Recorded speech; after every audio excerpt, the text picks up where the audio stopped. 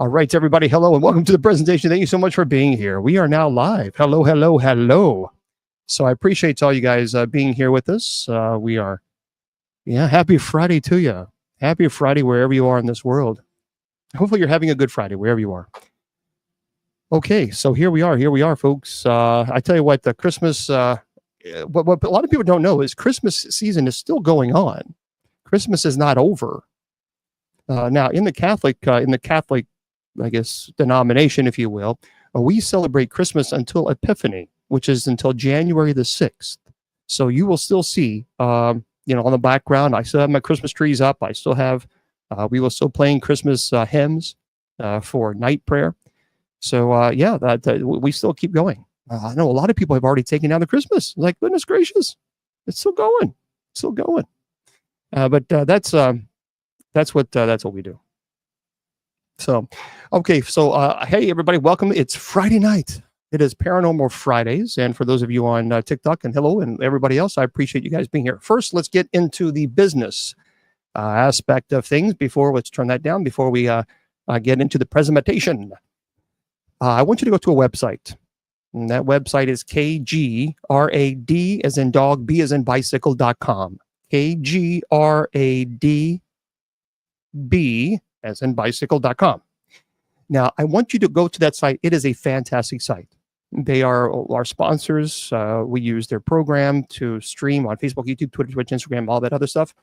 But I want you to make sure you subscribe. First of all, it's very inexpensive already, but make sure you subscribe and put Bishop as your promo code, because it'll say promo code. Just put Bishop in there, and you're going to get 30% off your subscription. So just please take advantage of it. For those of you, for the hater gators, who are all going to say, "Oh, I knew you were getting money," but nope, I'm not getting anything back in return. No finances, no kickback. Because we use their platform. So I said, no, I don't want it. So I appreciate them doing that. So it's a wonderful community. We love the community. We love the KGREDB family, and I support them. I proudly support them. And Mr. Producer behind the scenes, he's a fantastic guy. Don't tell him I said so. So anyway, KGRADB.com. Put Bishop as your promo code. Also, if you want to go to my website, very simple. It's BishopJamesLong, LONG.com. BishopJamesLong, LONG.com. I want to remind everybody that you can take, we have 4 classes that are online right now, and they are free of charge. Absolutely no charge whatsoever. And there's a lot of information that goes into these classes. So if you would like to take them, all you got to do is go to my website, BishopJamesLong, LONG.com, and click on the class link. And if you click on the class link, it will take you right there to the links. Just click it and start, and there you go. You also get little certificates to print off. It's a lot of work goes into this, but this is what I would like to do to give back to you guys, because education is absolutely crucial. We have to, when the good Lord calls me home, whenever that 30 years from now, I just want to be known as a person who loved teaching.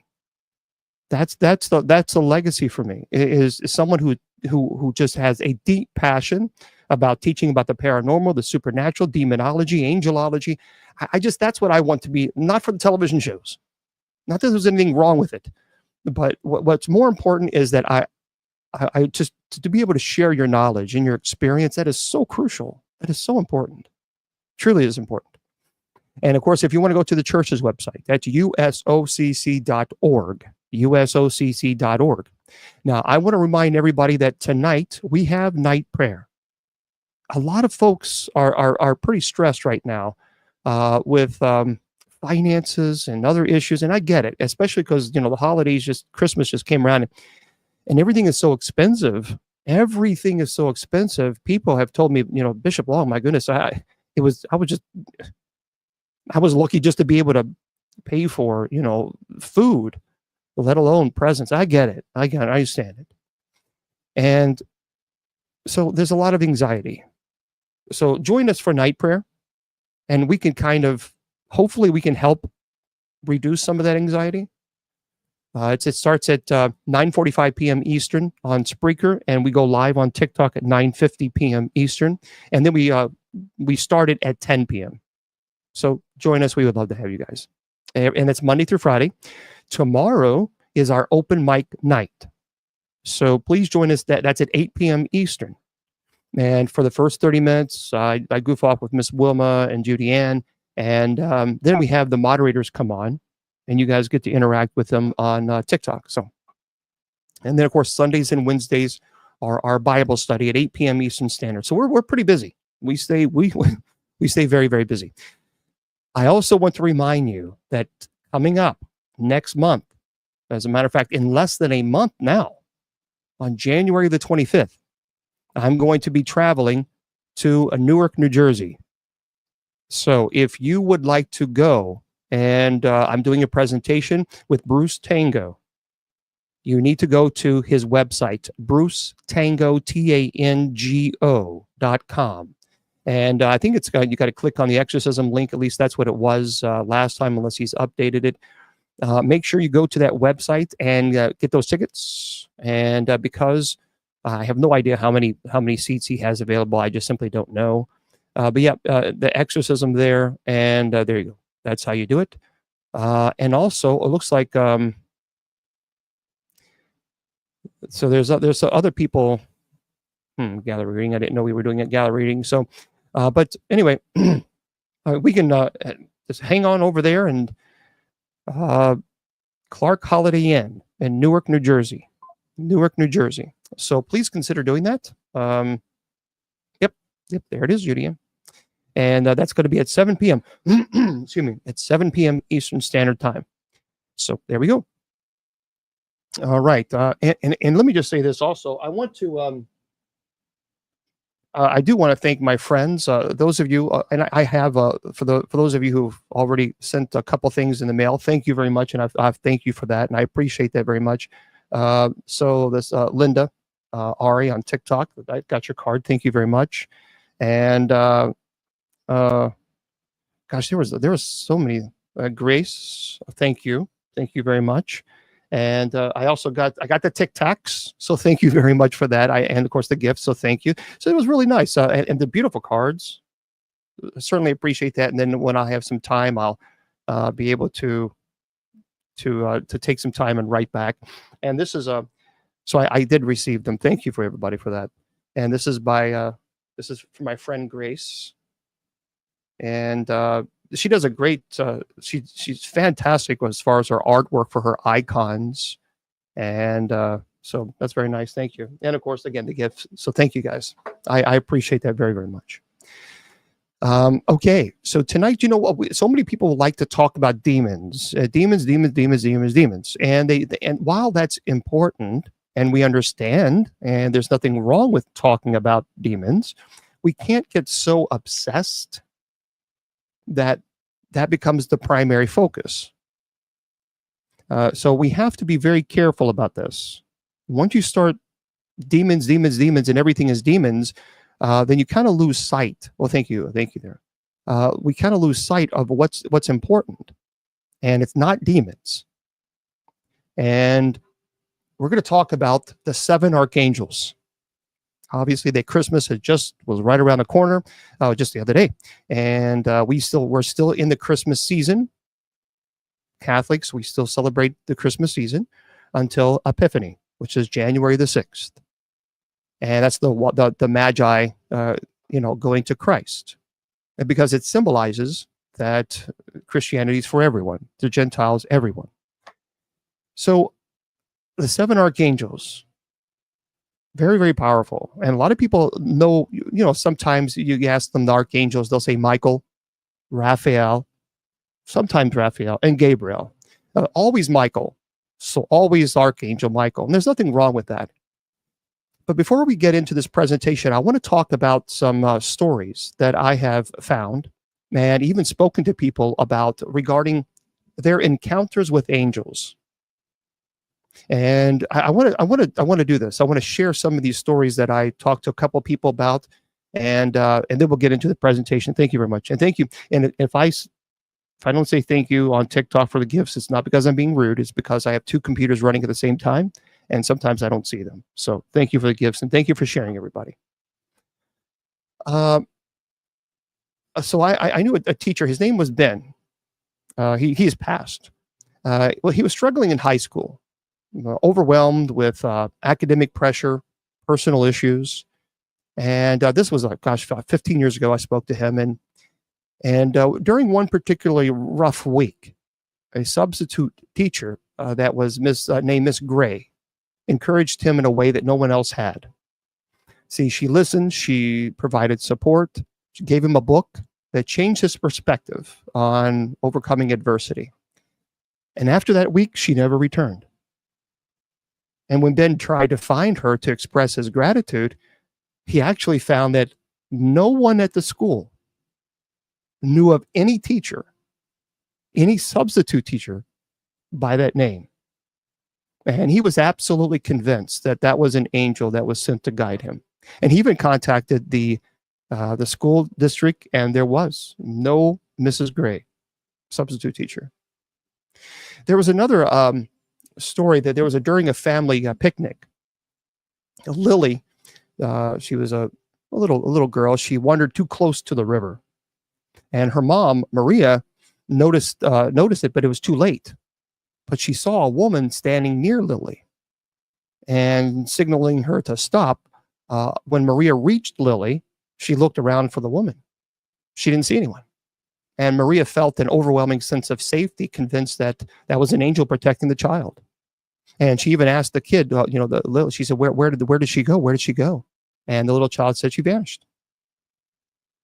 There was another, and I did speak to this person when I was in serving, actually in Louisville at this time, I believe, as a chaplain. I think it was in Louisville.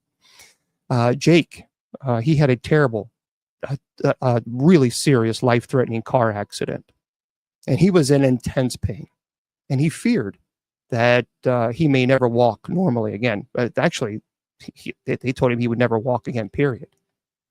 So one night in the hospital, during a particularly sleepless and a painful bout, a nurse entered his room, and he described her with a very calming presence, almost like she had this glow about her. And she softly laid a hand on his shoulder. And immediately he told me he felt a wave of relief and peace that just washed right over him. And he was refreshed, inspired, and Jake's recovery actually improved rapidly. And what's interesting is he described who this nurse, what she looked like, and again, the hospital said there was no nurse the way he described her, none.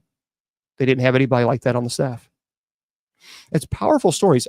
As a chaplain, I hear a lot of stories like that, more than you think. There was another story where her name was Doris, and she lived alone.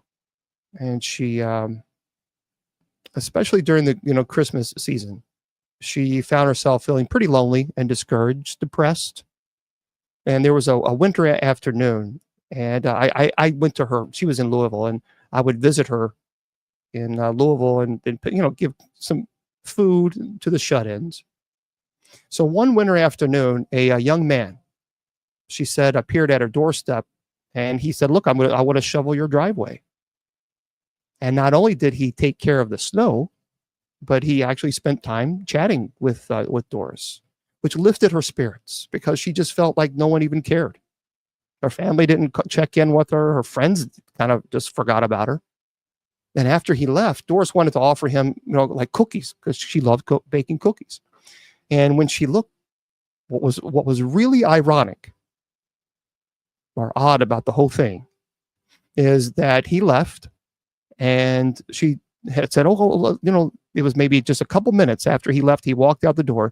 She said, she got some cookies, and she was chasing after him, like, "Oh, I'll give him some cookies, at least thank him for that." So Doris went to the front door, and when she looked out, there were no footprints in the snow leading away from her home, none. And and there would have been. She absolutely, you could not convince her anything else. She felt 100% that she was visited by an angel who brought companionship and warmth to her. And she was, I remember when she was telling the story, her eyes just kind of swelled up with tears. She just had that overwhelming joy. I'll never forget. I'll never forget that story. She was so animated, so animated. I mean, it was just when she talked about it, it was just so much joy. There was a story that I read. There was an individual. His name was Neil, and he lost. He was traveling through a dense forest, and he lost his path, and he became disoriented. So darkness was setting in, and he had no idea where he was. He didn't know how he got off the dark. I mean, he had no idea. He had no idea how to get back on the path. But out of nowhere, a hiker appeared, and didn't do anything but silently gesturing him to follow, just saying, follow me.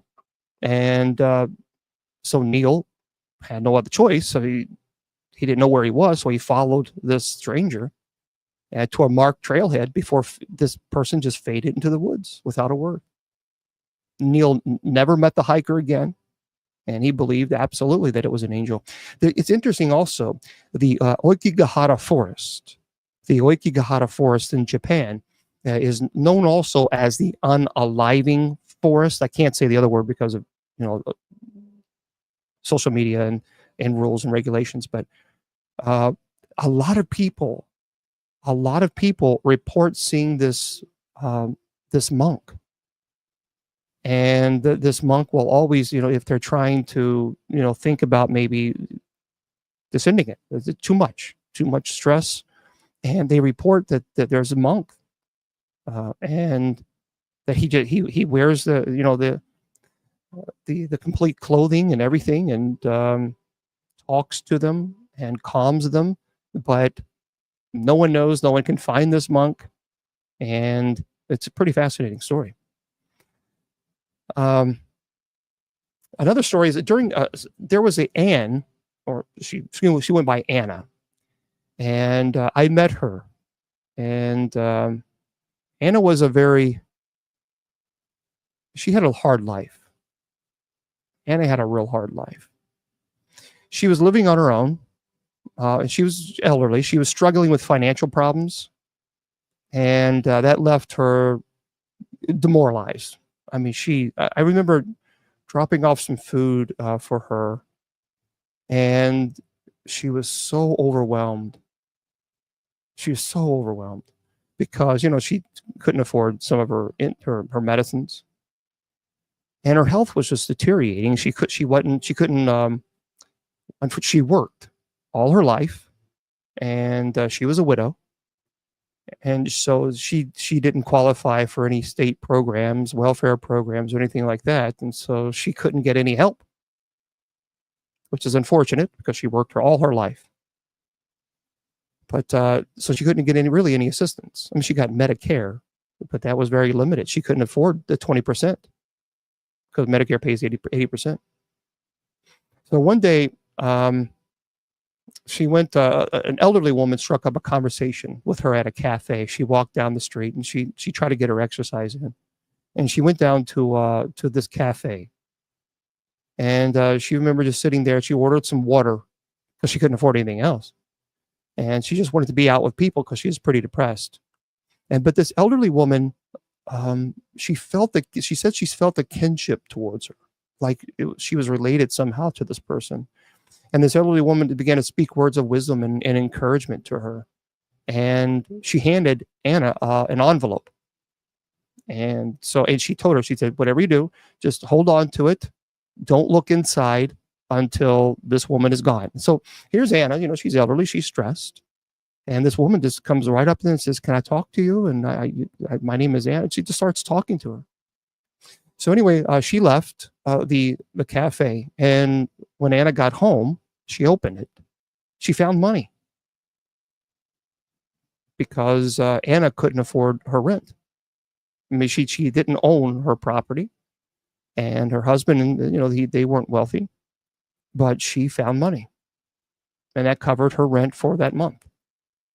And so Anna tried to find and thank this stranger, and couldn't find anything.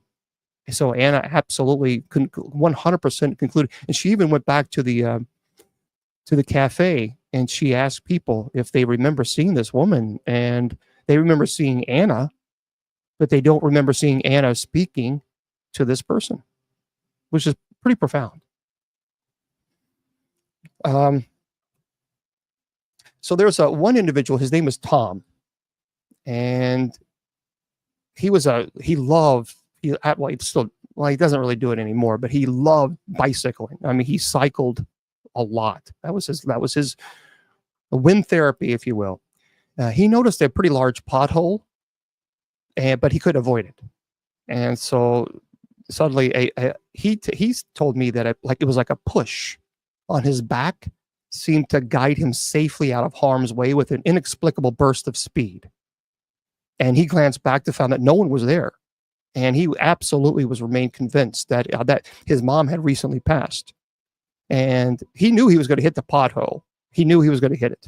And he just didn't have enough burst to, I guess, go so fast. He kind of go over it, but he could not explain it. He felt like something pushed him so hard that it propelled him over the pothole.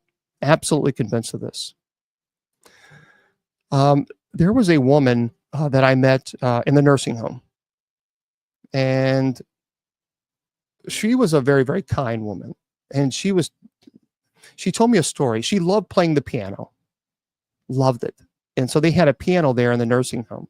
And many times she would go down, to the rec room and she'd play the piano. And so many of the elderly people would hear it and they'd go in there. And that was their time. That was their, it was just a beautiful moment for them. Well, she told me that there was a story once that it was kind of a dreary afternoon. And she went to like a park. And a man began playing the violin nearby. Because she told me at that moment, on that day, she felt kind of melancholy. She just kind of down. So she went to the park and this man was playing a violin. And it just captivated her with the melodies that kind of reawakened her love for music. And she says that his tunes were hauntingly beautiful. And it just kind of lifted her spirit. And when she approached him to thank him for that, he wasn't there. So, I mean, just completely, I mean, she was so excited. She said she went to go grab some water at the water fountain. And she was like, that music just lifted her spirits. And she was going to go back to him thanking. And when she went back, I mean, everything was gone. I mean, he packed up so fast. She said there was no way he could have packed up that fast, but he did, which is a pretty amazing story. There's two more stories, and then I will get into it. I read online. There's an individual named Jack, and he was trapped after an earthquake struck. That's terrible. That's a fear of mine. Because we live in the New Madrid fault line in Kentucky, and I'm always concerned about that because there was a couple small earthquakes here in the New Madrid, and matter of fact, there was one time it was so powerful it made the Mississippi run backwards. So anyway, he got trapped in an earthquake, and all emergency exits in the office were completely blocked. And no power, without power, communication went down. But he said that he heard a calm voice guiding him through the darkness to a nearby escape route that he hadn't known even existed. And when rescue came, there was no record of anyone else on that floor. Absolutely none. And finally, I talked to a couple. And there was so Carla, I'll just say her name was Carla. She found herself doubting her decision to adopt a child. Hello there, Grace. I got your item. Thank you. And so she really was doubting her decision to adopt a kid, and she began to feel overwhelmed and even teetering on the brink of backing out. But one day she told me that she discovered a handwritten note with a quote inside. It was a charity shop book that she was about to donate to. And the note said, "The greatest joy is the discovery that we are not alone." That is power. And so the warmth of those words seemed impossible to miss, or just as chance. And so Carla, she believed that was an angelic decision and signed, reaffirming her path. And she went through with the adoption, which turned out to bless her life immensely. So these are just some stories that people have talked about regarding angelic experiences. So let's talk about our archangels. And I think that so many people need to understand that, yes, there are demons, certainly, but let's not forget there are angels. Hello. So the earliest reference to a system of 7 archangels actually appear to be in Enoch, the book of Enoch. It's not a part of the Jewish canon, but it's a part of the tradition. And they're named Gabriel, Michael, Raphael, Uriel, Raquel, Ramiel, and Sariel. And the book of Enoch is non-canonical in most Christian churches, but it is something that I would encourage people to read. And in the late 5th and 6th century, Pseudo-Dionysius gives them as Michael, Gabriel, Raphael, Uriel, Camiel, Jophiel, and Zadkiel. Now, the earliest Christian mention is by Pope Gregory I. And he listed them as Gabriel, Michael, Raphael, Uriel, Simiel, Raphael, and Raquel. And then, of course, there was another, it continued to, evolve. But archangels are considered to be very powerful spiritual beings, and certainly have captured our attention for centuries. The prefix arch, or arch, means ruling or chief in Greek. Religious texts refer to an archangel as being at a high level in the celestial hierarchy. Now, people ask, while the exact number of archangels is really unknown in many traditions, but faith reference many 7 archangels. And who these 7 are is also a source of debate, varying from faith to faith. Many scriptures tells us of the archangel's great abilities as healers and guides. Well, he was considered a cherubim. And we can talk about that in just a second. Now, don't forget, Lucifer, certainly. Yeah, Lucifer was most certainly an angel. And I think we kind of forget that sometimes. And one of the most powerful. So, cherubim. And we can talk about that in just a second, but I want to get to the 7 archangels first. Now, although the Catholic Church canonically recognizes 3 archangels, I think one can assume there are at least 4 more due to the regular references that they are mentioned, and certainly in tradition, and even in the book of Enoch names them as well, 7 archangels. Now, the only archangels mentioned in the Bible are Michael. We see this in Revelation chapter 12, verse 7. Gabriel, which is in Luke chapter 1, verse 19. And Raphael, which is in Tobias, which is chapter 12, verse 15. Now, let's talk about the types of angels. There are the seraphim. And we're going to get into a list of the angels as well, and talk a little bit about that. But I really want to focus primarily on the archangels. You have the seraphim, which is in Isaiah chapter 6, verse 2. Cherubim, which is in Genesis chapter 3, verse 24, and Hebrews. Thrones, which is Colossians chapter 1, verse 16. Dominions, which is Colossians chapter 1, verse 16. Virtues, which is Ephesians chapter 1, verse 21. Powers, in Romans chapter 8, verse 38. Principalities, which is in Colossians chapter 1, verse 16. Archangels, Revelation 12, verse 7, and Jude 9. And then angels. There's over 300 references just of the term angel alone. Now let's go into the meaning of the angels, by the way. Michael means he who is as God. And Raphael means God heals. We always pray to Raphael during our night prayer. Gabriel is God is my strength. Jophiel is beauty of God. Ariel is lion of God. Azrael is whom God helps. And Chamuel, which he who sees God, for those who believe in those particular ones. So Let's break this down. The seven archangels play a very unique role in our world. And here are the roles and duties of each seven archangels. First of all, Michael. Michael's role is to bring protection to us. He is a warrior that is aligned with courage, strength, and justice. Raphael is responsible for healing physical and mental ailments. Gabriel is known as the angel of communication.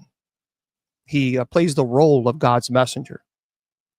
Jophiel is responsible for guiding you to see the beauty in all things by redirecting your perception back to love.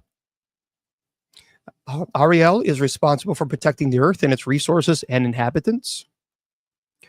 Azrael helps the diseased transition into the spirit realm.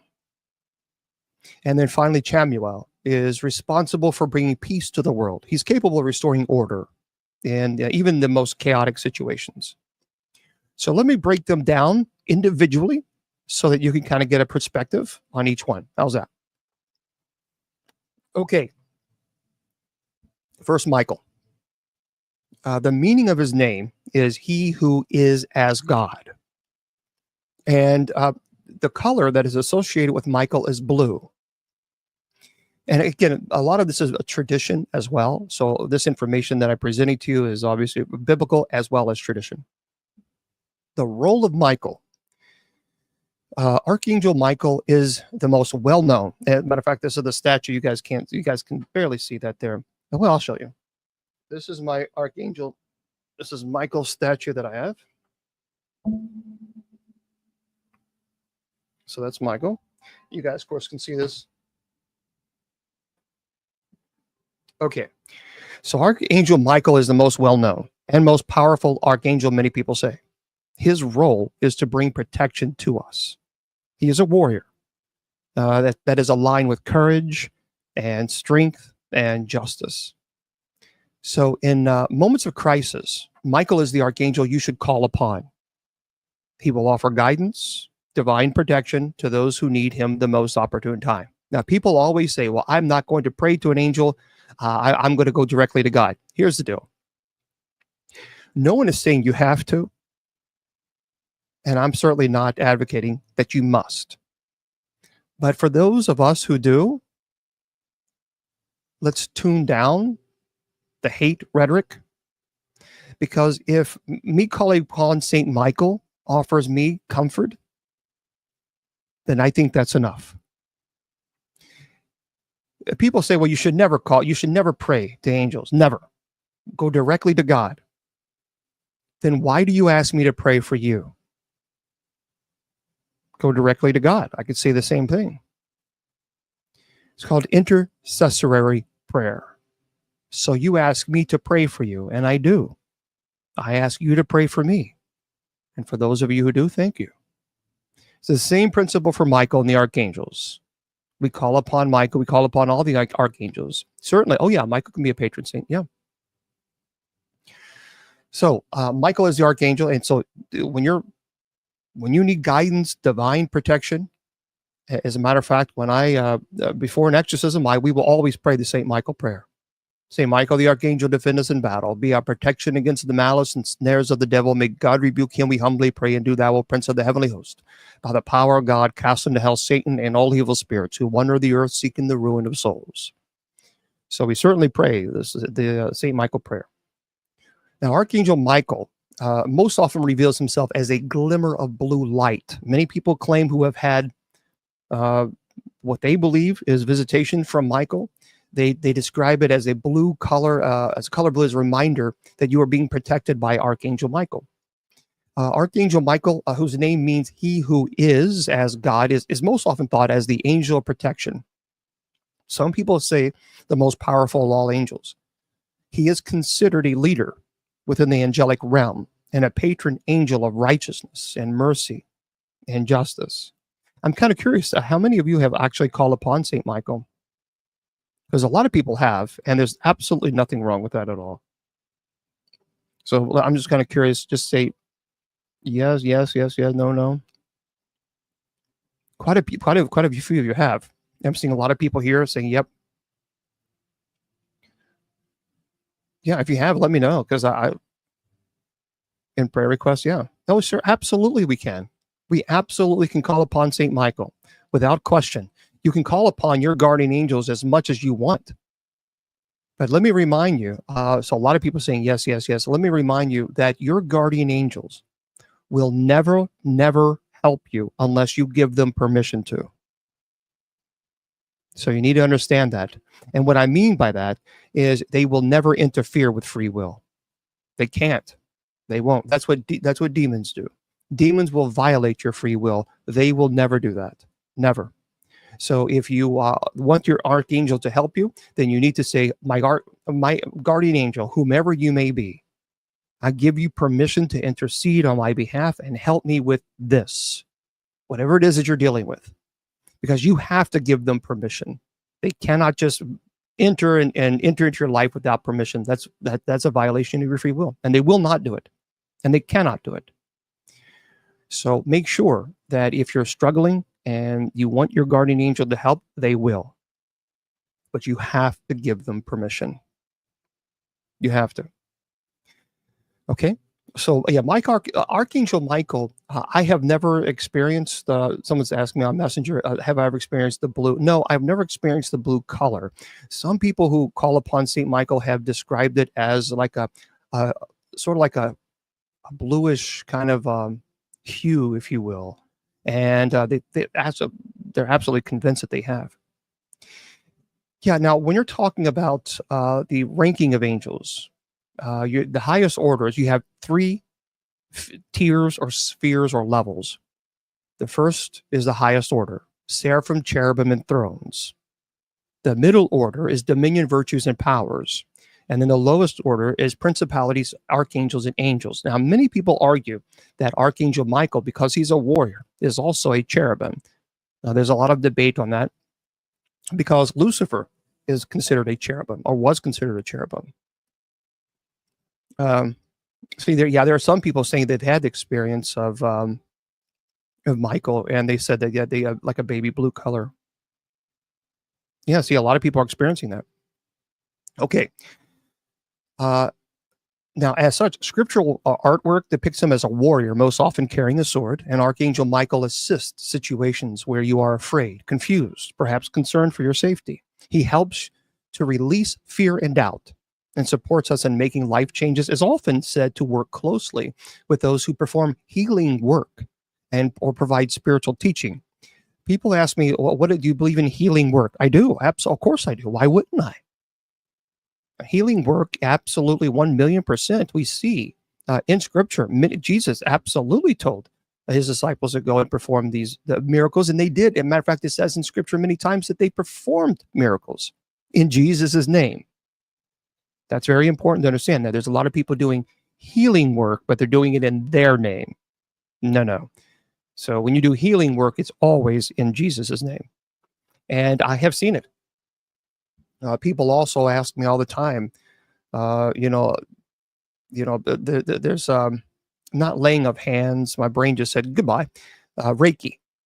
What do I think about Reiki? Well, here's the deal. Let me just make this clear, because I served as a chaplain. Well, still do. But I went to Louisville. When I was in Louisville, I served as a chaplain, and I saw a nun. She was not in her habit, but I knew her as a nun. She introduced herself as sister, and she was a Roman Catholic nun. And there was a person who was in distress. And I prayed over the individual, administering last rites, and I could see there was physical distress. And so the nun was in there, and she said, "Do you mind if I perform Reiki?" Now, I'm more of a traditionalist in many ways. Immediately, I was caught off guard with that. But she says, this is not magic. I don't believe in it. She said, "I don't believe in magic. This is energy work that comes from God, and I'm God's vessel." And it's okay. So he really wasn't fully aware, but she began doing Reiki. It didn't touch him at all. And I saw the labor, the breathing, the laborious breathing, it just calmed. It was To me, that was a miracle, because I could see, because he was aware, he was well enough that he was knowing he was receiving the last rites, and that caused him anxiety. The family requested it, but when the sister did this, he just, instead of that deep struggling breathing, he just calmed. And I thought that was unbelievable. And this is a Roman Catholic nun who did this. And when I saw that, that was the first time that I began to start questioning, you know what? I need to look into this.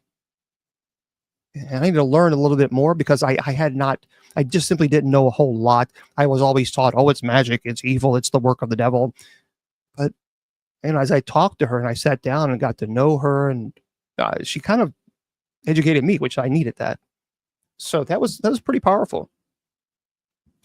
Okay, so back to St. Michael. He can fix, now many people are absolutely convinced that he can fix mechanical and electrical problems, and additional areas where our Archangel Michael can be assistance, including courage, direction, energy, vitality, all aspects of life purpose, motivation, worthiness, self-esteem.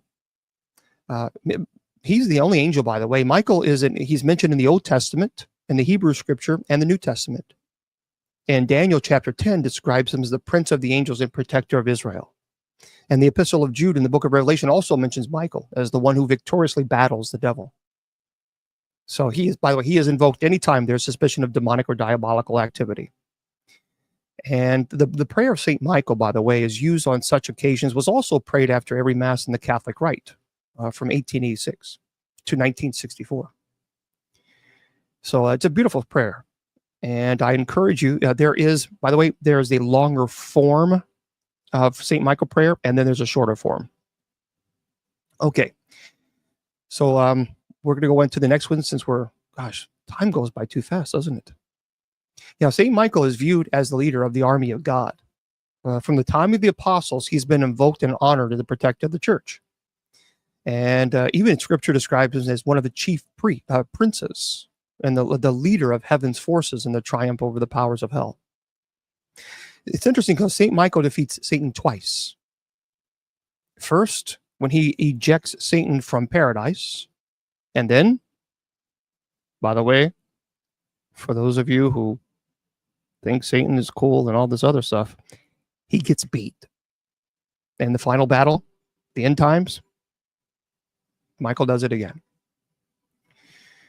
Pretty beautiful, actually. All right. Now, in the Roman Catholic teachings, which is interesting when I studied in the seminary, Michael is one of the angels who is assumed to be present at the hour of a person's passing. And in his role as the patron of holy souls, Archangel Michael reaches to souls near death and saves them, hence frustrating Satan. And so he is charged to assist the dying and accompany their souls. And again, if you don't know the church, if you don't know the prayer, I would encourage you just Google that. And yes, we do have the St. Michael prayer when we do this. Raphael, you're very welcome there, Dr. Campbell. So Raphael means God heals, and he is the patron saint for travelers. By the way, so is Saint Christopher. His color, typically people refer to him as green. And Archangel Raphael is responsible for healing physical and mental ailments. So if you're in a medical profession, Raphael is the angel to call upon for assistance, or if you're sick. So if you are someone who is going through a lot of health struggles, call on Raphael to bring healing to you. We pray for intercessor. I'm going to say this again, because I understand that a lot of people may not understand why we call upon angels and why we ask them to help. There is no difference between us calling upon our angels, the angels above in heaven, and you asking me to pray for you. It is the same concept. You're not asking me to heal you. You're asking me to pray for you. I call upon St. Michael to help me in any way that Michael can, or Raphael, any way that Raphael can. That's what we do. So, if you're going through, hold on for the questions. Let me get through this here, because time is, my gosh, it's already 7:45 p.m. Eastern. Goes too fast. So the healing may occur as a miracle, or you may be led toward a solution that will restore your well-being and allow your higher self to step forward and be receptive to new forms of guidance. God works miracles through medical professionals. And Archangel Raphael often shows up as a glimmer of green light. So for those of you who are miracle workers, you know what I'm referring to, using the color green as a sign that healing is available to you right now. And Archangel Raphael, whose name means God heals, is the archangel designated for physical and emotional healing. So if you're struggling with any of those, you call upon Raphael. In Hebrew word Rophi means to heal. And Archangel Raphael not only helps in healing individuals, but also helps healers in their healing practice. And he can help reduce addictions, cravings, and is powerful in healing other injuries and illnesses, with cures often occurring immediately. And Archangel Raphael aids in restoring and maintaining harmony and peace. He's also the patron saint for travelers, watching over them to ensure a safe and harmonious journey. You can go, Alex, you can go to bishopjameslong.com and click on my class link. And there they are. There's all four of them are there. Now, working in conjunction with Archangel Michael, Archangel Raphael helps to clear away fears and stressors that may be adversely affecting your health. I will tell you this, when I was not in the greatest health, I called upon Raphael quite often. And also, Raphael appears in the book of Tobit, where he is sent by God to help three people: Tobit, his son Tobiah, and his future daughter-in-law, Sarah. Sarah had been cursed by a demon, and I'm not going to give the name, so that her husband passed on their wedding night before they consummated the marriage, leaving her without offspring. And widows without children were considered the most desperate and of society. And because in ancient times, women literally depended on their husbands and sons to care and protect for them. And without either the husband or children, a widow was vulnerable as an orphan. And so for Sarah, the situation was even more tragic. Before she married Tobiah, she had had 7 previous husbands. All of them had passed on their wedding night. So Tobit was a wealthy and devout Jew and lived among the captives being deported to Nineveh from the northern kingdom of Israel. And according to Jewish tradition, Jews are required to bury the dead, especially the Hebrew victims of a particular king of Assyria. The burial rite was against the law, however, as Hebrew captives had no civil rights whatsoever. But one night, after burying a fellow Israelite, Tobit slept outside his bedroom and was blinded by droppings left by birds. And in those times, blindness was as much of a tragedy as being a widow. So Raphael was sent to help restore sight to Tobit, to end the curse of Sarah, and to unite Sarah and Tobiah as husband and wife. And during his visit, by the way, he appeared in human form. Only when he was about to return to heaven did Raphael reveal his true identity. And because of his time accompanying young Tobiah on a journey, St. Raphael was invoked as the patron saint of travelers, especially those on a pilgrimage. We got to do a puzzle already. Goodness gracious, it goes back too fast, doesn't it? Okay. So Tobit is one of the 7 books in the Old Testament that are in Catholic and Eastern Orthodox books, or Bibles, I'm sorry. Okay, now Raphael is in the book of Enoch as well. And I encourage you to read Enoch, but just understand that it is a Gnostic book. And so just kind of be aware of that. All right, Gabriel. Gabriel, well, some people say Metatron is. So Gabriel is God is my strength. And he is the patron saint for messengers, journalists, and communications. Many people describe Gabriel as white. And Archangel Gabriel is known as the angel of communication. He plays the role of God's messenger. So if you work in the field of communications, well, thank you there, Janelle.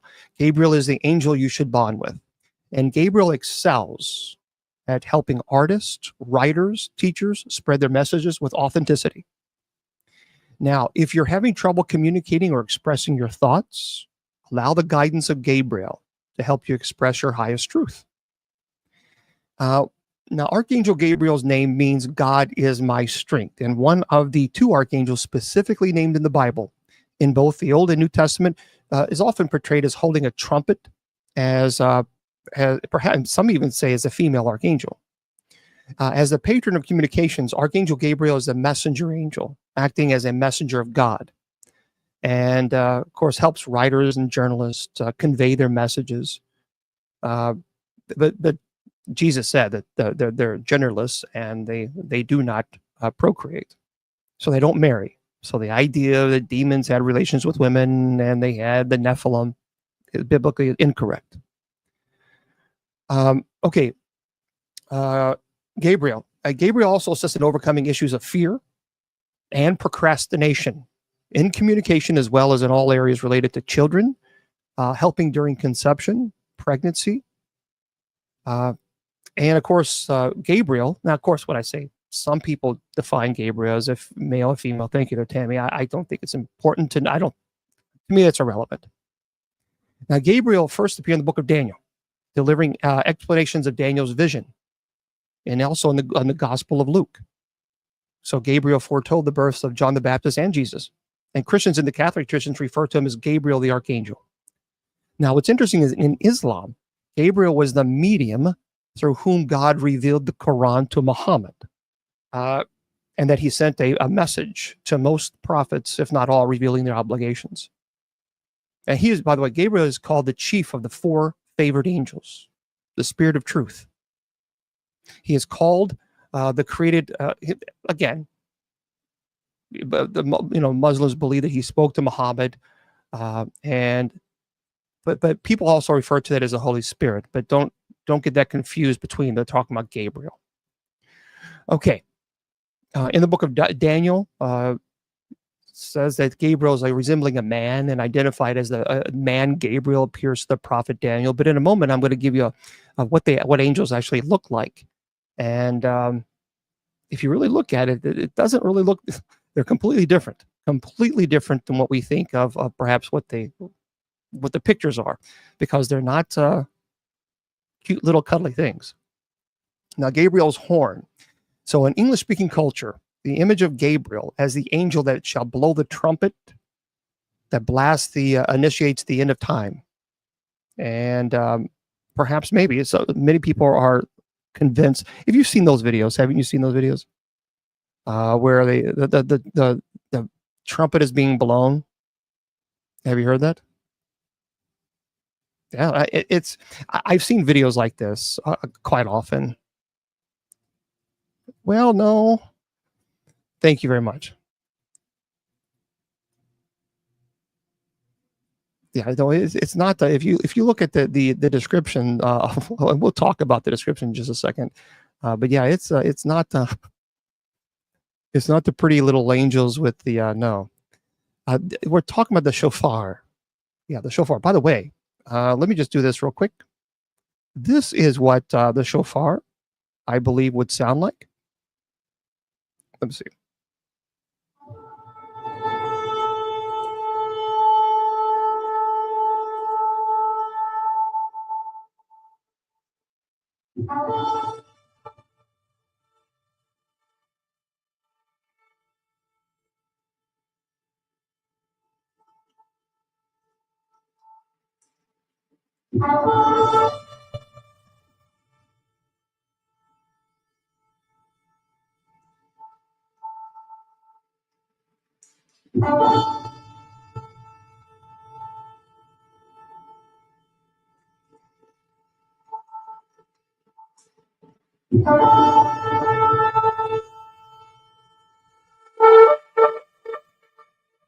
That's pretty cool, isn't it?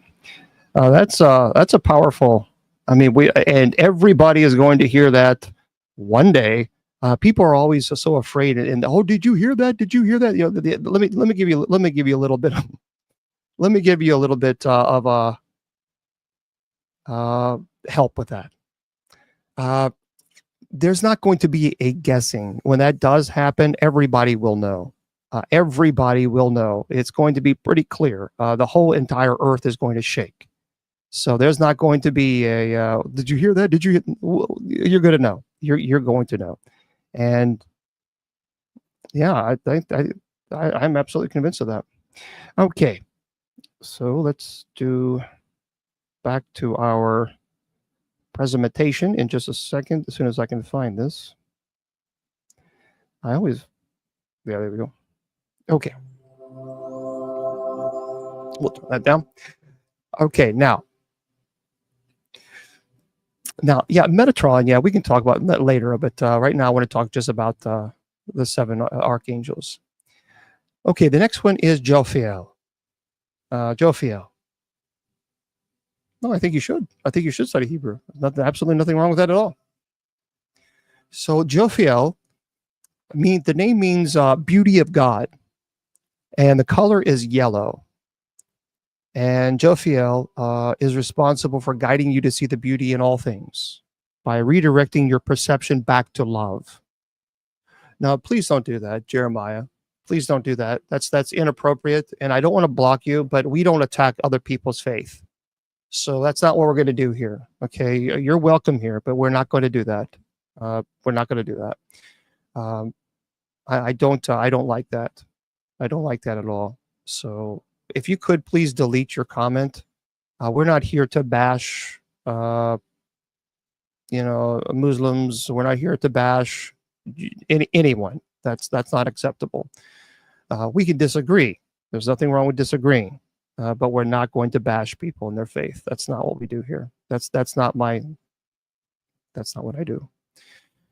So I encourage you to please delete that.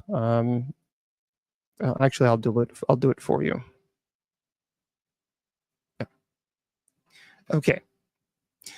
Yeah, we have that. There's enough hatred in the world. We don't participate in that hatred. Okay, Jophiel. The meaning, the name is beauty of God, and the color is yellow.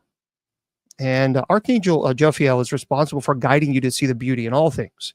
Now, Jophiel helps artists and creatives tap into the creative energy of joy and love. Hello there, Bishop Torres. And when you're stuck in negative emotions, call upon Jophiel to help you realign with the loving presence of God. And Jophiel reveals themselves through rays of yellow light. And many people absolutely who tell me that they work with angelic beings. You can go to bishopjameslong.com and scroll down. You can see where it says. You can just send me a message there in my PO box. Jophiel, by the way, is the patron saint of artists. And Archangels, Jophiel's name means, again, beauty of God. And it helps to see and maintain beauty in life. Supports us in thinking beautiful thoughts and staying positive, as well as creating and manifesting beauty in our surroundings. So if life seems a bit mundane and you find yourself having a hard time seeing the beauty of life anymore, first of all, turn off social media. That's the first thing you do. There's a lot of hatred on social media. A lot. So number one, if you want to stay on social media, that's fine, but make sure you block the people that are spewing, toxic rhetoric to scare you, like they did on the popes. In Rome, the Pope is opening the portals. Oh my gosh, what are we going to do? Nothing, because they've been doing it since the 14th century. It was just a scare tactic, just to make a buck off of you. That's all it was. So people are asking me again about the Pope opening the doors. They've been doing this every Jubilee year, every 25 years. Every 25 years they do it. And since the 14th century. It's symbolism. But so many people were going all over social media, scaring everybody, making videos for at least 60 seconds on TikTok, because that's when they make a buck. You have to make at least 60 seconds. And then as many people make comments and review it and share it, then you get more money. So these people made so much money off pretending to be experts in Roman Catholicism. And I've said this a million times, they probably have never even been in a Roman Catholic church a day in their life. And now all of a sudden they're experts in Roman Catholicism. Nothing happened. It's symbolism. Thank you, Janelle. It's symbolism. That's all it was. But yet they scared everybody.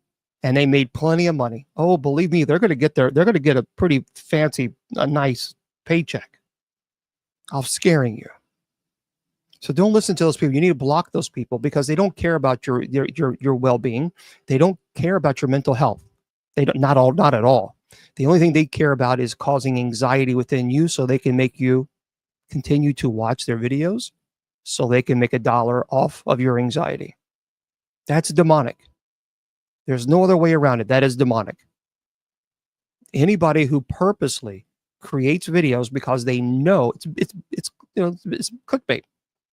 They know it's going to cause anxiety, and they know people are going to comment. They know people are going to share, and they do it on purpose. So the whole point is so they can make a buck. Block those people because it's toxic. Because let me tell you, the devil's not stupid. The devil absolutely knows how to use any and everything at its disposal to steal your peace. And let me tell you something, the devil was hard at work. And it's continuing to be hard at work every single day to steal your joy and peace. So anybody, if you go on social media and the person is always, every single video they do, it's to scare you. If you watch their video, every single one of them, it's all about terror, to scare you, because they know the secret. And the secret is, as long as you scare people, they will entertain it, they will watch it, they will comment, and you will make $1. That's pure evil. That's evil. There's no other way around it. People say, "Oh, come on, Bishop. Well, they're just trying to make $1." No, you don't make $1 on stealing someone's joy, because they know full well what they're doing. It's not as if they don't know. They do know it causes anxiety. They do know that it instills fear in people. And they do know that right there is the recipe that will make them a pretty fancy paycheck. Block them. I literally have blocked. I've blocked so many people. Nope, I'm not even going to allow that person to, nope. I'm not going to give the devil a chance to work on you. Nope, block. And that's what you should absolutely do this. All right, Jophiel. So Jophiel is the patron saint of artists. And Jophiel watches over artists supporting and creating beautiful art, assisting us in slowing down, bringing calm to our lives, heals negativity and chaos. We need to call upon Jophiel. And also helps to tame ego. Ego is very important to get in control of. Ego stands for edging God out. When seeking wisdom or a shift in perspective, Archangel Raphael is the archangel to call upon to uplift you and help see you things from a different perspective.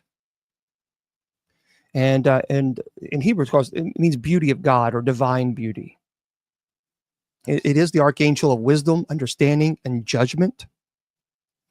And I would encourage you to call upon Jophiel when you're stressed and you can't see the beauty of life anymore. The next one is Ariel, or some people say Uriel. And so Uriel, we'll just say Uriel. It means a lion of God, and the color is purple. And Archangel Ariel, or Uriel, is responsible for protecting the earth and its resources and inhabitants. So if you are an animal lover, as I am, if you are, or environmental activist, Ariel is the archangel you should call on. And allowing the loving presence of Ariel to guide you through your thoughts and actions so that you can play a role in the helping the planet's natural resources, the ecosystems, and animals. Ariel can help you see a different, can help you see a difficult situation from a more loving perspective. So you can create positive changes with less resistance from others. And again, many people who do angelic work and call upon Ariel will say that the color purple is associated with Ariel. No, actually, Jesus says they're generalists. So whenever you see the color purple, you can trust that Ariel is by your side on offering guidance. So Ariel, again, is the patron saint of animals and environment. It means lion or lioness of God. And the role is to protect the earth and the ecosystem. And also, Ariel is called upon to help injured animals by working with Archangel Raphael as well. And yeah, loves the bride. Absolutely. Yeah. So if that's important to you, you might want to absolutely look into this. Um, the angels are actually mentioned in older books in the Hebrew Bible without names. And so, but we see certainly throughout history and tradition where they came up with the names. Okay, the next name, the next, and it's a book in the Book of Enoch as well, and I mean, even in Anglican churches. The next one is Azrael. Oh, well, thank you there, Denise. So Azrael, the name means God, whom God helps, and the color that's associated with Azrael is indigo. Indigo. That's an interesting color, isn't it? Oh, indigo. Yeah. Um, yeah, it's a pretty color. It's kind of like a deeper purple and violet color. So it's very similar. Yeah. Archangel Azrael is often known as the. Here we go. Azrael is also often known as the angel of death. And the purpose of Azrael is to help the deceased transition into the spirit realm, because someone was asking. So if you're someone that deals with a lot of losses and deaths, as I do as a chaplain, be sure to call upon Archangel Azrael to ease the pain and sorrow of the loved ones of the deceased. But death can also be applied metaphorically to transitions and new beginnings, like manifesting a new job or new relationships, a new place to live. And calling on Azrael whenever you're starting a new endeavor, people will do that, or it makes help a smooth transition. And the color indigo is a sign of Azrael's presence. So whenever you see indigo lights, people say you can trust that Azrael is assisting someone around you. He is often referred to as the angel of death, because it is believed that Azrael meets souls and helps them in the transition of death, in addition to helping newly crossed over souls adjust. He also helps loved ones who are still on the earth plane in dealing with the grief and the processing of life, or of loss of life. And Azrael helps ministers and spiritual teachers from all belief systems and religions in their spiritual counseling, and assist also grief counselors. It's important to shield yourself from absorbing the client's pain, and to guide the words and actions. I got to tell you something. Well, yeah, technically, Alex. You know, that's that when you're a grief counselor, and when you're a chaplain at the hospital, you see death so often, and you have to be careful, because I think all of us, if you care, if you love people, I think all of us have some type of empath abilities. Empathy, I don't think is anything. I don't think it's anything, crazy. We all can feel each other's emotions. I mean, at least I think we can. I can. I just think everybody should be able to. If you're a caring and you're a loving person, you can feel someone's pain. And we call upon Azrael to help us. I certainly have.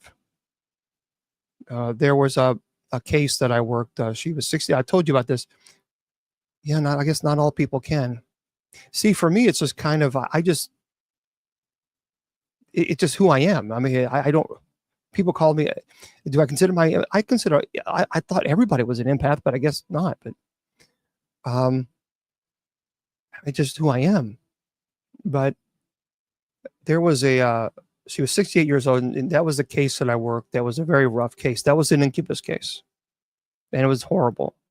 But I grew to love her and the family. And so when she passed away, not because of that, because of natural causes, they asked me to preside at her funeral. And that was rough. That was rough. Because, obviously I cared for the family and I cared for her. And she went through so much that I definitely remember during,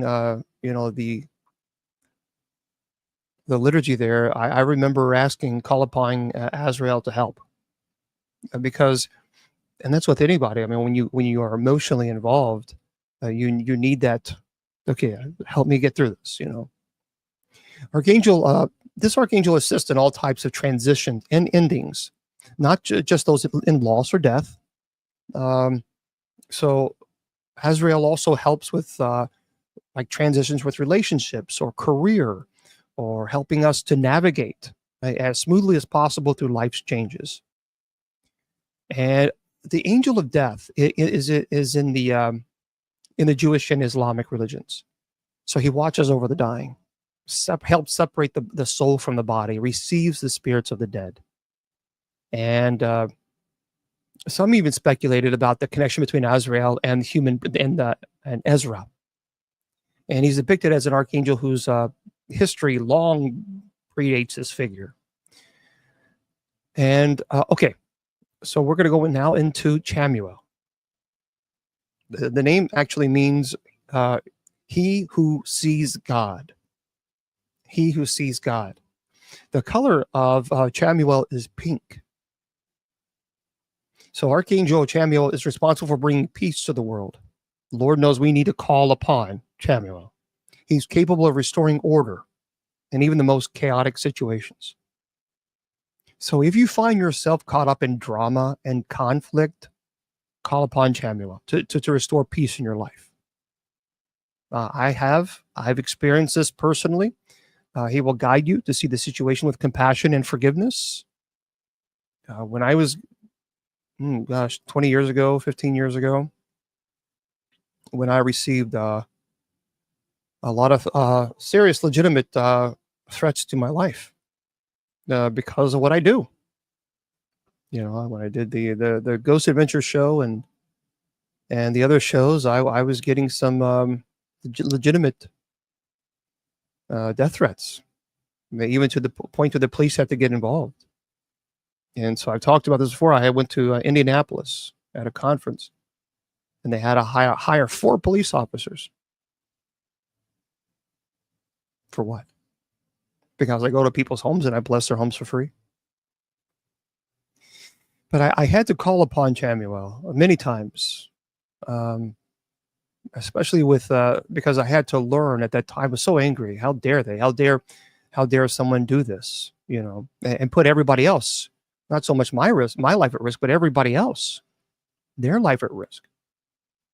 And so I had to learn forgiveness. And so I did. I called upon Chamuel to help.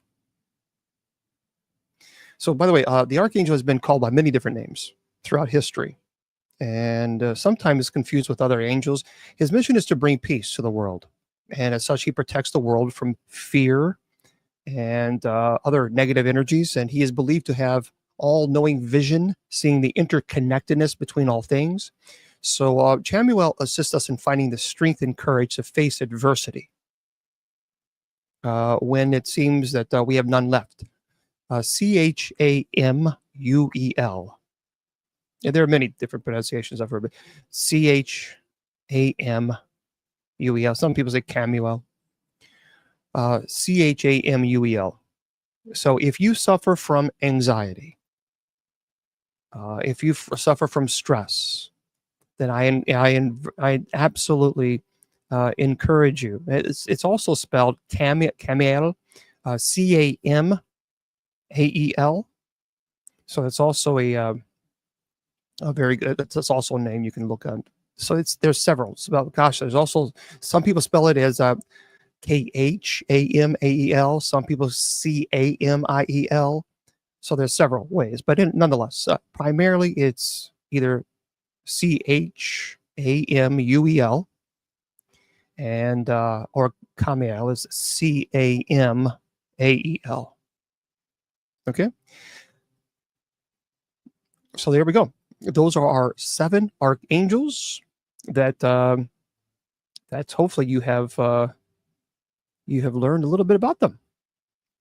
Yeah, and again, don't forget the archangels. You have 3 tiers or levels or spheres. You have the cherubim, seraphim, and thrones. That's the highest.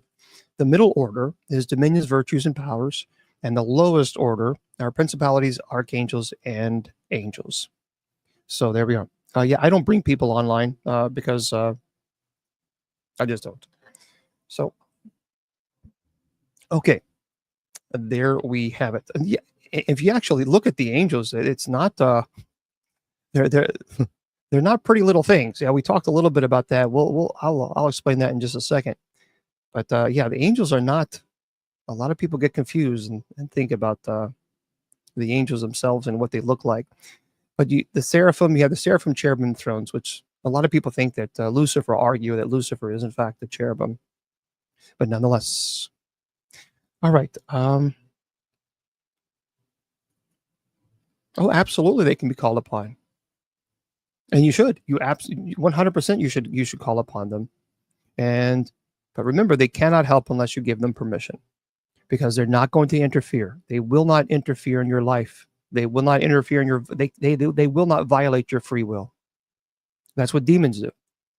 So you have to say, and we all have guardian angels. So your guardian angel, my guardian angel, whomever you may believe, whomever you may be, I give you permission to intercede on my behalf and help me with whatever it is that you're dealing with.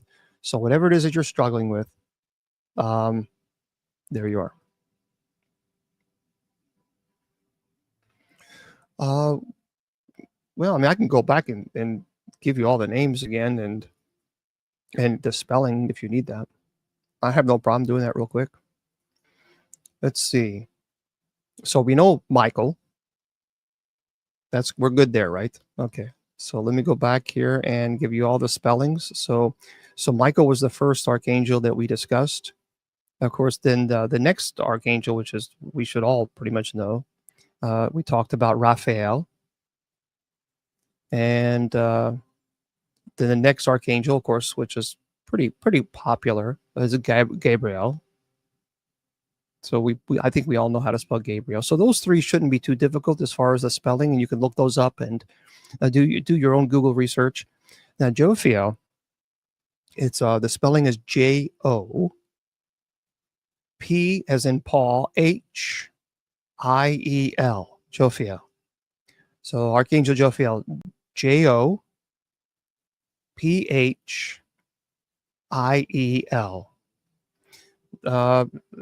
You can ask, but they will not interfere in someone's they cannot violate anyone's free will, because the person may not want their help. See, there's a question about I often ask my guardian angels to go to specific people who need help. And that's great that you do that, but remember, that person that you're asking for that guardian angel to help, they may not want that angel's interference. So therefore, the angel will not interfere. They can't. Free will is a universal gift that God does not interfere with. Anything that interferes with that free will is opposed to God. So while it's good that you are asking archangels to help someone, if they don't want the help, then they can't interfere. But you keep asking. There's nothing wrong with asking, but that doesn't mean that the angel is going to say, well, I'm going to interfere whether they like it or not. And now Ariel was one of them. Ariel is Ariel and Uriel. Some people will spell it either way.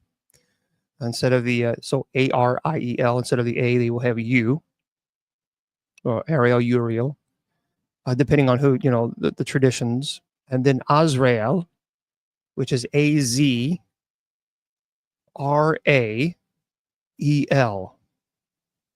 There's other spellings as well. So Azreal. That's Azrael. And Chamuel is, and I've already talked about that several times, Chamuel. Okay, so let's talk about a little bit of the archangels or angels, period, and what did they look like. Okay.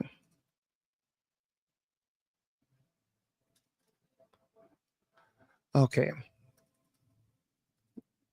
Let's put here. Okay, cherubim. It means holding something in safekeeping, and cherubim means to be near. And we see this actually in the cherubim, which is interesting. It appears 64 times in the Bible. And the cherubim, these angelic beings render the most the intimate service to God. Lucifer was the anointed cherubim with access to the holy mountain of God. We see this in Ezekiel chapter 28. In Genesis chapter 3, verse 24, it speaks of the cherubim. So they are the guardians who stand before God's throne. It says this in Exodus and Samuel and Kings and Chronicles and Psalm. They have intimate knowledge of God. This is why Lucifer is truly the father of all. He's a father of all lies. They do not look like those cute little chubby baby-like creatures that we see in paintings, my friends. Ezekiel chapter 1, verse 13 through 21 describes them like this. They are living creatures. They have 4 faces. They are covered with eyes. They have 4 wings. They have bodies like men, a human face in the front, an eagle's face in behind, a lion's face to the left, and an ox face to the right. And by the way, when you think about it, it's pretty.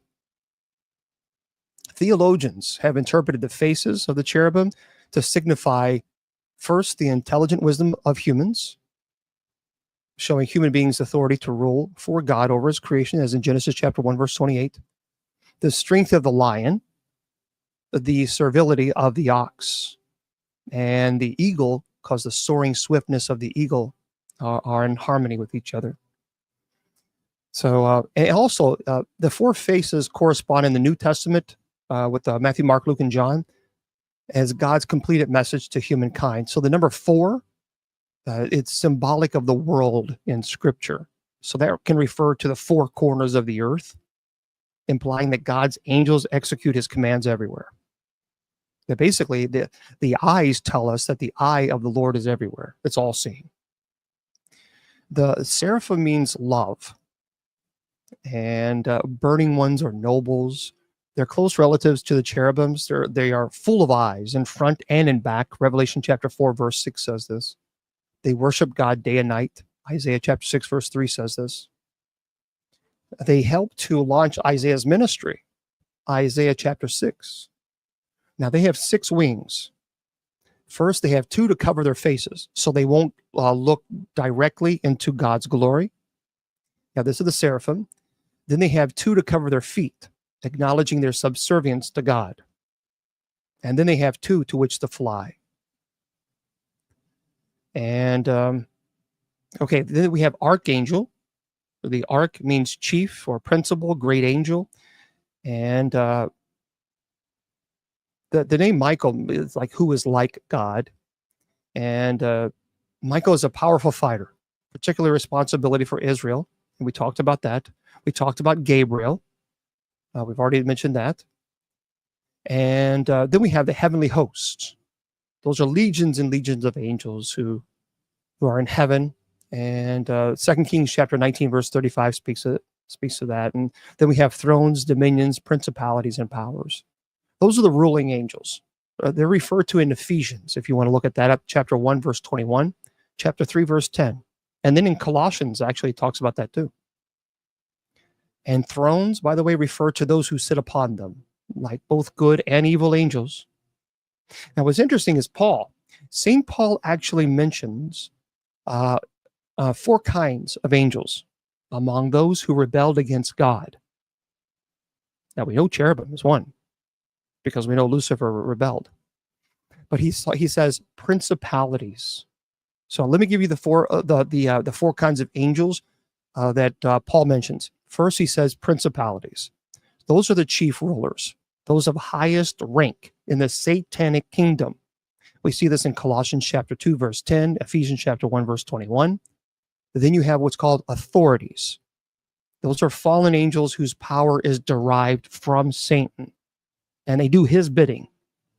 So authorities are found in Ephesians chapter 1, verse 21, and chapter 6, verse 12.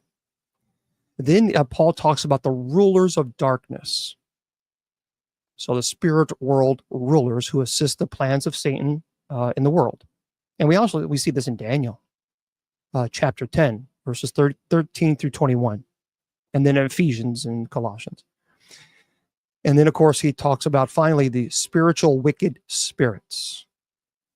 And those are operating from the heavenlies where Satan has his seat or operations, if you will. And that's Ephesians chapter 1, verse 21. So that's what Paul talks about.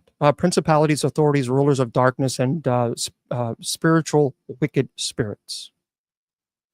Okay? And in Christianity, as I mentioned, the highest orders are the seraphim, cherubim, and thrones. And then you have, like I said, you have the middle orders, which is dominions, virtues, and powers. And then the lowest orders are principalities, archangels, and angels. Now, what's interesting, because I'm gonna finish this up when we talk about some articles that I have. Dionysius, we studied the reference of angels in Scripture, and even other non-biblical sources. Now, he said that again there were 9 classes or choirs of angels, and he's the one that came up with the 3 spheres. So he came up with the first. When I say sphere, I'm also saying sphere. I'm also saying level or tier. It's the same thing. So if you say first order or first sphere or tier or level, and then second and third. So he really is the one that came up with the first sphere, the seraphim, cherubim, thrones, and then dominions, virtues, and powers. Yeah, sure. I can. Someone's asking me. Yeah, I'll briefly discuss that. So the seraphim means, remember, they're the burning ones. And they're the angels who constantly sing praise, God's praise. And the cherubim, they sent to guard the gates of Eden. Originally, they were depicted as the bearers of God's throne, the charioteers, if you will. And the thrones, they are called the many-eyed ones. They have the duty of carrying out God's decisions. And it's interesting because the thrones are also represented as fiery wheels. So if you've ever heard of Scripture talking about fiery wheels, many times they're referring to thrones. Dominions, their job is to regulate the duties of other angels to ensure that God's wishes are carried out. Angels, virtues, those are angels of grace who bring God's blessings to earth, usually in the form of miracles. They're known as the brilliant or shining ones, and they're associated with acts of heroism and bring courage when needed. You have powers, and their job is to prevent the fallen angels from taking over the world, keeping the universe the universe in balance. And and then you have the principalities, and the principalities are guardian angels of cities, nations, rulers. The archangels, probably the best known, they carry out God's most important messages to humans as Gabriel, and they're also commanded of God's armies. And then we have the angels. Those are the celestial beings closest to humans. They act as intermediaries between the Almighty and humanity. Those are the ones that are actually called our guardian angels. Okay. Excuse me one second. Oh, yes, Jeremiah, you're right. Yeah. See, a lot of people think that the devil will come to you in a grotesque figure. The devil was beautiful. Lucifer was beautiful. So Satan knows exactly 100% what to use to attack people. Do you realize, folks, the first sin in creation was not the Garden of Eden. The first sin in creation was Lucifer rebelling. He is the father of all lies. That's the first sin of the universe. Not human beings, not Adam and Eve. And, right, yeah, kind of, that's the first sin. Remember, Lucifer rebelled against God, blasphemed God. We have Lucifer in the Garden of Eden. So we know that the fall had already occurred. That's the first sin. And that is why Satan is so familiar with sinful desires, because he's the father of all lies. So, but many times you got to remember, Satan doesn't appear to you as this grotesque figure. No, if you're married and you have trouble sometimes with lust, Satan will put you in situations where he'll say, it's okay. You'll have that little nudge. It's all right. Go talk to her. Go talk to him. There's nothing wrong with talking. And before you know it, now you're talking. And then you just made a big, big mistake. So Satan knows how to manipulate. He's very cunning. And you're right, this is 7 deadly sins. So just be careful. Be very, very careful. This is why you need to call upon. This is why it's called discernment. So when you have the devil creeping in and wanting you to do something that you know intrinsically is wrong, then you call upon your guardian angel. You call upon, and can you look? I'm not implying that you cannot. Thank you, there. You can't. I'm not. People say, "Well, you can call upon God." Of course, I've said that a million times. To call upon angels is to call upon God, because they do the very bidding for God. God gives them the authority to help. This is what they are here for. They were not created in God's image. We were. This is why Lucifer rebelled. This is why possession takes place. We are the living temple of the Holy Spirit. Satan wants to desecrate the living temple of the Holy Spirit. This is why possession occurs. Desecration of God's image. And we have to remember that we are all created in his image, every single one of us. So you just have to remember that. Okay. So there we go, friends. Hopefully that will help you with our fun-filled, exciting presentation on our guardian angels. It's a lot of information, I know. You know, Alex, I keep it simple. As far as the calling upon, is there a prayer to call upon your guardian angel? I keep it very simple. I just simply say this: my guardian angel, whomever you may be, I give you permission to intercede on my behalf and help me with my, whatever it is. If you're suffering from loneliness, help me with my loneliness. Help me with my anxiety. Yeah, we talked about the angels, about who helps with anxiety. We talked about call upon Raphael. Archangel Raphael, I call upon you today to intercede on my behalf and help me with my anxiety, or help me with my migraines, or help me with my pain and suffering. I'm asking you and I'm giving you permission to intercede on my behalf and help me. Watch miracles happen. And they will happen, but you have to give them permission. They will not interfere unless you give them permission. They can't. They are standing. Remember, you can call upon a legion of angels, and they're waiting in the sidelines, and they're watching you. They're wanting you to tag them in like a wrestling match. They're wanting you to tag them in, but they can't. They cannot be tagged in unless you give them permission. You are the one that has to extend the hand in order for them to tag in. But you have to extend the hand, because if you don't, they can't tag in. They can't. Why? Because that's interference, and they won't interfere. So keeping it in that perspective of sports, if you will, call upon them. God wants you to call upon them. That is why they are created. So call upon them. Let me tell you something. When I perform exorcisms, I call upon them. And I will call upon them every single day of my life. This is why I don't fear demons. This is why I don't fear Lucifer. I have no fear of Lucifer at all. I realized the depravity that he will go to in order to try to cause issues.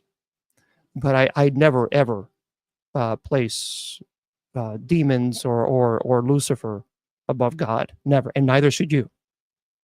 See, this is the problem with the book of Enoch, because the book of Enoch placed angels, so certainly demons, as deity status. And no, they're not God. And that's why when people tell me all the time about demons, demons, demons, demons, demons, and then I ask them, have you prayed? And it's always, yeah, but. There is no yeah, but. There's no yeah, but at all. It's non-negotiable. We can't put demons here and God here. We are elevating demons to the status of God. And when you talk about what did you call upon God? Yeah, but no, you can't do that. You can't do that. So you have to remember, God is there waiting to help you and wanting to help you, but you've got to give them permission to. You have to give them permission. And then when you do, it will happen.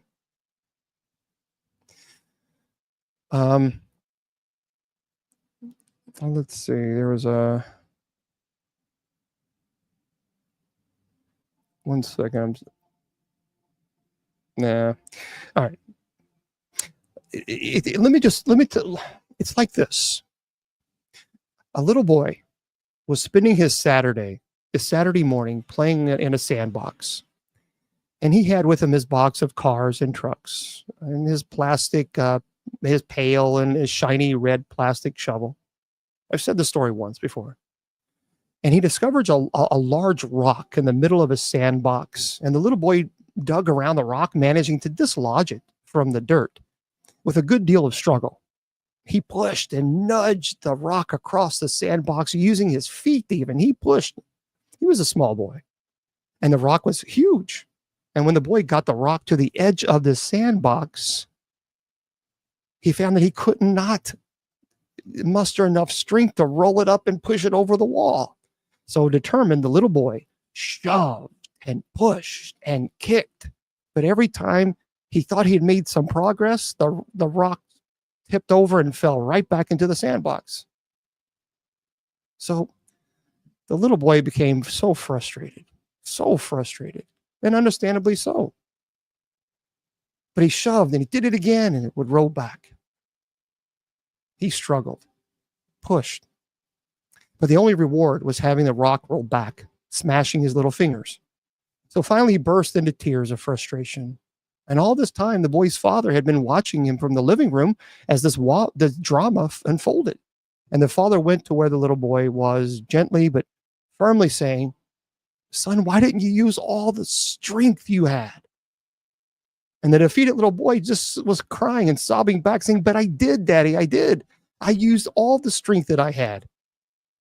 "No, son," corrected the father.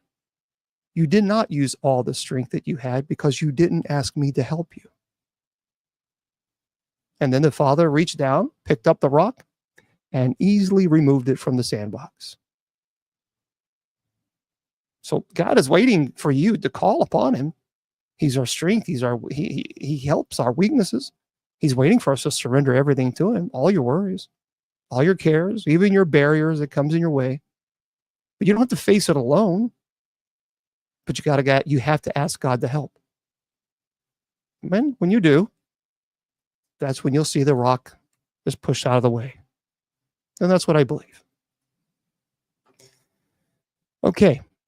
So there we are, folks. Hopefully that you've had a good time and you learned a little bit, and go from there. How's that?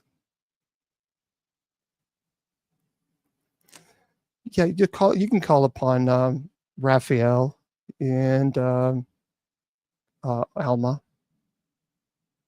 Yeah. Okay, let me open it up for everybody on TikTok and just see how that goes. So next week, we're going to talk about another topic. I'll let you guys know about that just a little bit later on in the week.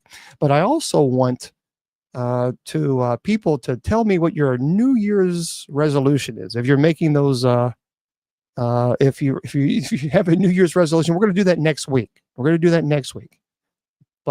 we're going to of course have a topic, and I'll tell you the topic later. I do have a book, but I don't really promote it. It's out there somewhere. Well, Merry Christmas to you guys, and hopefully you all. And by the way, I want to remind everybody we're not leaving yet, but I want to remind everybody that we have night prayer. So we have night prayer coming up, um, in a little over an hour. So at 9:45 p.m. Eastern, we start at Spreaker. Spreaker is just audio, and then of course we start with TikTok at 9:50 p.m. Eastern. Okay, so 9:50 p.m. Eastern, and then we start officially at 10. And that is our night prayer for tonight. Okay, so our shows tonight on Friday nights, there's 7. This is the only time we actually have the show. It's at 7 p.m. on Fridays. So 7 p.m. Friday, 7 p.m. Eastern. And then we're going to. I'll do that on Epiphany. I'll talk about that on when we have Epiphany on the Kings. And then that'll be January 6th, the Bible study then. And then tomorrow we'll have open mic night. So Miss Wilma is here. I think Miss Wilma's really sick. So yeah, Miss Wilma's not doing so well. She's kind of sickly. So she may not be with us. Thank you. She may not be with us tomorrow. I don't think she will be because she's really, really sick. So unfortunately, we have to keep her in our thoughts and prayers. And by the way, for those of you who are, all the presentations, everything that I do is all podcasted. Everything is all podcasted. So if you want to check that out, it's all on Spreaker. Everything is on Spreaker, Spreaker. Just go to bishopjameslong.com. And okay, be well there. And then you can Bishop James Long scroll down to where it says social media links. By the way, there's a possibility. I heard. And I'm not. We're not talking politics here, so that's one thing I'm going to say. But I am going to say that Trump, Trump-elect, has petitioned the United States Supreme Court to delay the TikTok ban, and so he has officially petitioned the court. So we shall see. We shall see. Yeah, that would be wonderful. I'm hoping that's the case. But because I don't want the TikTok to be banned. I think TikTok does although there's trolling, but I think there's a lot of great things on TikTok. So he has, in fact, this is an official petition. I just been informed right before we went on air, and so it has some pretty serious weight to it, and he's asking them to delay it until they can work out to figure out what they're going to do from there. So, all right, okay, so there we go. Yeah. Oppression and possession. Okay, so what you have is there's 3 stages. There's infestation. So let's say you go out to a location.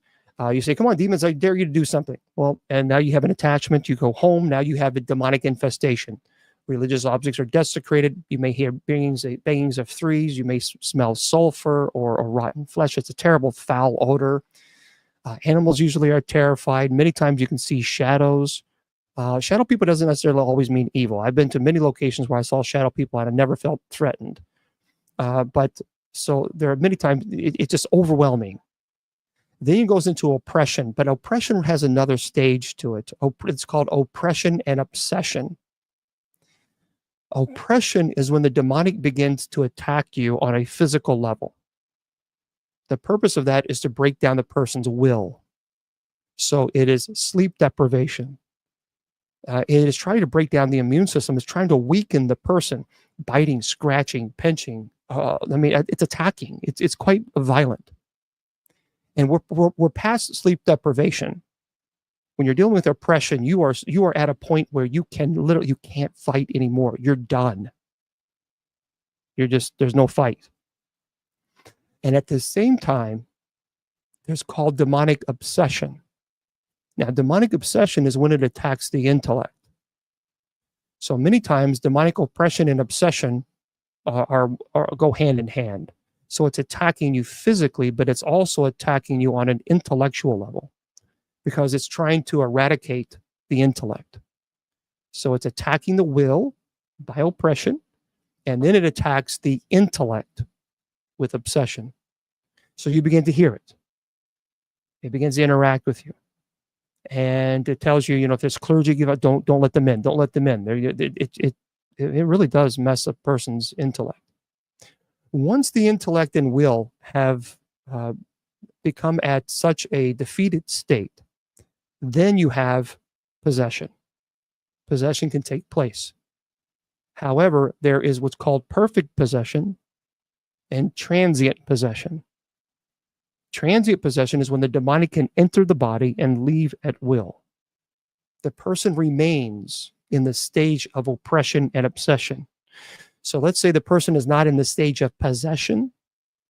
They still remain in obsession and possession and obsession, because the demonic is continuing to attack the will, because it doesn't want the person to get strong, because then it has to go through that cycle all over again.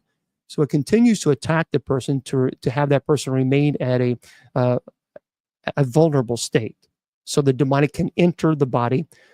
So Annalise McKell, otherwise known as Emily Rose, the exorcism of Emily Rose, she suffered from transient possession. The demonic would enter the body and leave at will, but she stayed in the stage of possession, or in a obsession. Oppression and obsession. She described them as ghastly figures. So so when a person is possessed, they don't remember the stage of possession. They have no memory of it at all, because the demonic completely takes over the intellect and the will. And so the individual has absolutely no memory of possession. None. In the Roman Catholic, certainly in the Roman Catholic Church, over 2,000 years of history, there's never been a case where a person remembered the stage of possession. They remembered what led up to possession. So they remembered the stage of oppression and obsession. They remembered the suffering. But once possession took place and the demonic had complete control of the body and the consciousness, they have they go into almost a neurological catatonic state, if you will. They have no memory of it. And so they don't remember what happened in the stage of possession. It's like transient possession, when the demonic will enter the body, possess the body, have control of the consciousness, and then leaves at will. Then the person remembers what's going on under the stage of oppression and obsession. So they remember that attack, but they don't remember what possession. They have no memory of it. Okay. So hopefully that was a lot. That was a big dissertation on it, but it's kind of hard. It's very difficult to be able to answer questions like that without. The soul does not belong to the demonic. The soul belongs to God. So if a person passes away another stage of possession, the soul does not. The demons do not control the soul. Hang tight. For those of you on Spreaker, I'm going to say goodnight to you guys. I have to wrap up Spreaker. I'll stay with TikTok a little bit longer afterwards, after we get wrapping things up here. I did not even get to any of my presentations, my articles, but we'll do that tomorrow, because I have a lot of really, really cool articles that I want to talk to you guys about. They're pretty cool stuff. And by the way, don't forget, I'm going to be live with Bruce Tango, January the 25th. It's in Newark, New Jersey, and that's at the Clark Holiday Inn. So go to brucetango.com, click on the exorcism link, and you can get your tickets there. So if you're in that area, Newark, New Jersey, I'll be at the Clark Holiday Inn, January the 25th. That's Saturday. So there we go. Make sure you head on over there. Okay, friends, I want to thank you so much for being here. I know it went too fast. We're going to be here tomorrow night at 8 p.m. Eastern Standard Time, where I can get into more of your questions, because I kind of ran over it. So I'll get into a lot more of your questions tomorrow night at 8 p.m. Eastern, from 8 to 8:30. We just goof off and have a good time. We tell jokes. We put a smile on your face. And then at 8:30, I go into your answering your questions, okay? Okay, my friends, remember, your value does not decrease based on someone's inability or refusal to see your worth. You are priceless. And never let any troll tell you or convince you otherwise. Facebook, YouTube, Twitter, Twitch, Instagram, and KGRADB Radio. Good night.